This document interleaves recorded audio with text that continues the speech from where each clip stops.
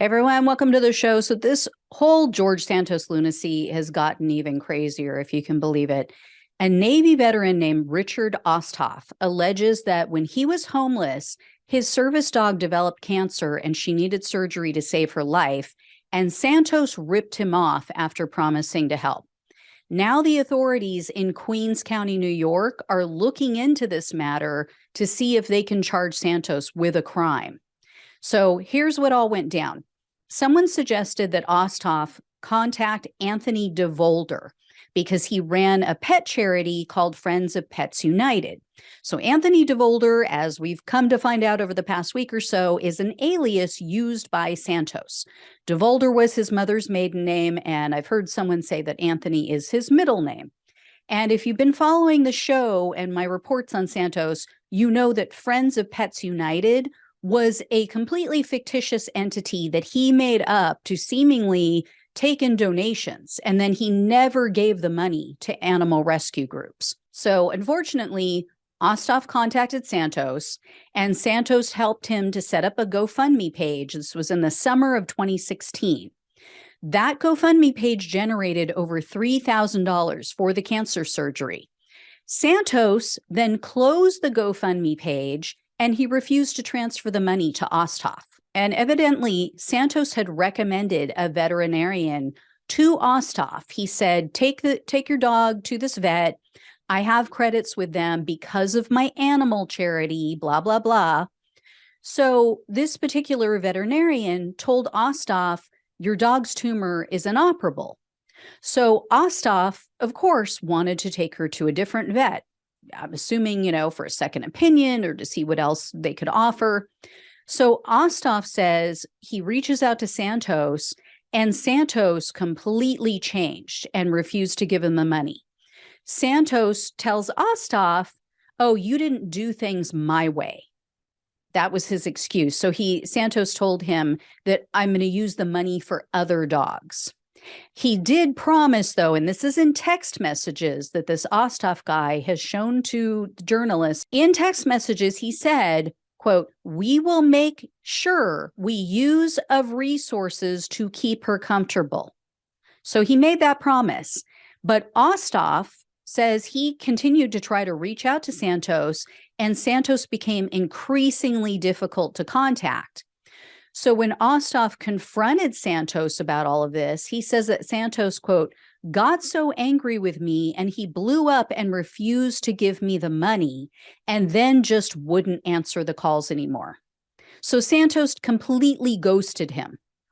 Sadly, Osthoff's doggie, her name was Sapphire, she passed away several months after that. It was in January of 2017.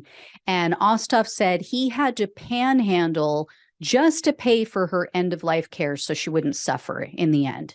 Of course, Santos denies knowing Osthoff, but GoFundMe confirmed this story is true. They said that the account is tied to Santos, and after receiving a report about this problematic fundraiser, they reached out to Santos and asked for proof that the funds were delivered to Osthoff, and he refused to respond.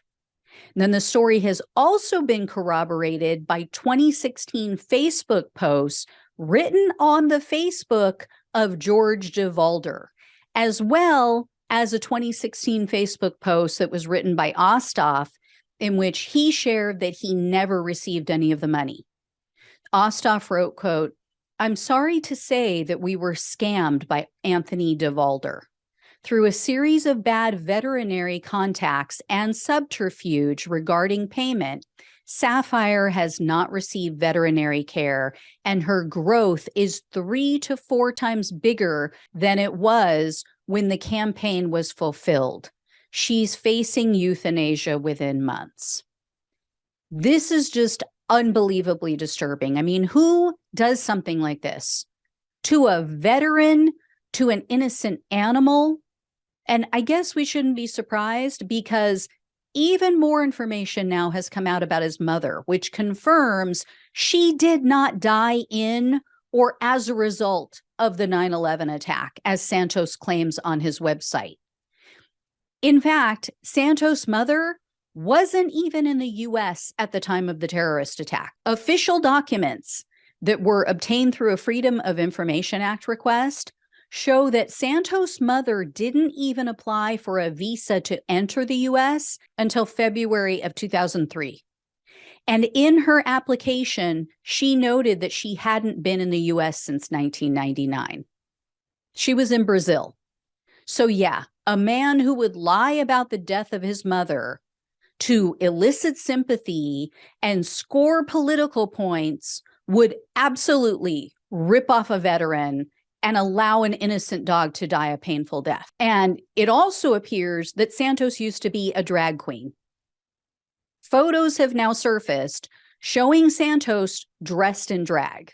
And a Brazilian drag queen named Eula Rochard told a journalist that when Santos was younger and went by the name of Anthony, he used to dress in drag. Santos also used the name Kitara Ravache, I think is how you pronounce it, Ravache, for this alter ego. Apparently, Rochard shared photos of the two of them on social media, and then journalists have picked this story up. And here's the thing, I don't give a damn. I don't care if he dressed in drag. My general motto, my feeling in life is, as long as you're not hurting another person or an animal, you do you. You're going to get zero judgment from me. But this guy has cozied up to the ultra bigots on the right.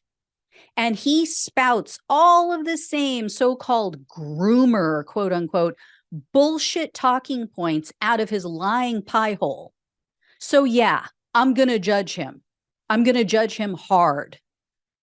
And it now sounds like everyone on the right knew about a lot of Santos lies and they said nothing. House Majority Leader Kevin McCarthy knew that this guy was a fraud and he did nothing. He failed to protect the voters in Santos District from someone who very likely has some serious mental health issues. We're also finding out that a bunch of Santos staff quit his campaign after they ran a background check of their own and they confronted him with some of his lies. So they didn't want to work with him. They didn't want to be associated with this guy. They knew he couldn't be trusted, but they also sat back and allowed him to con the voters in his district. What is it going to take?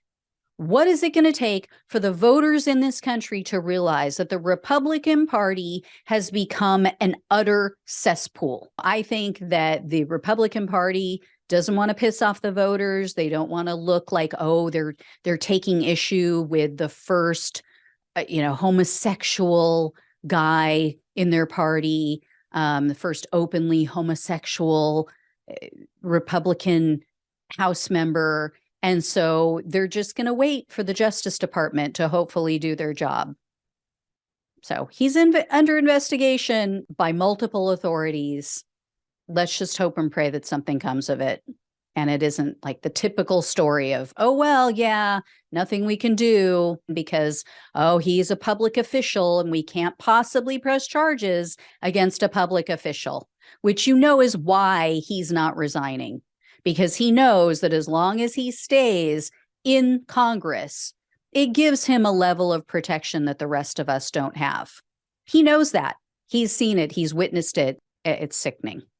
Anyway, guys, I'll keep you posted on all of this. Thank you so much for watching and listening. Please like, share, and subscribe. Please become a monthly supporter if you possibly can through Supercast or Coffee or Patreon, whatever floats your boat. Thank you so much. Take care, and I'll talk with you soon.